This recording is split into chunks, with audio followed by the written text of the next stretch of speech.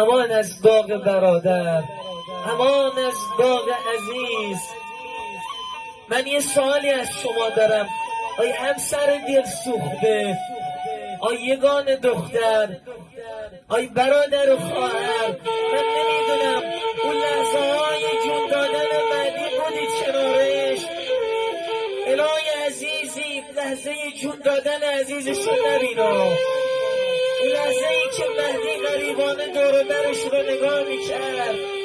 عزیزای من بیان، کدوم یکی از شما بودی کنار مهدیتون؟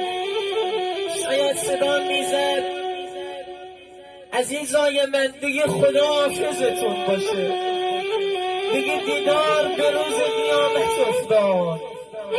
قسمت من مهدی امین بود که در این سن و سال جوانی نهال عمرم خوش بشه، دیگه من حلالم کنی.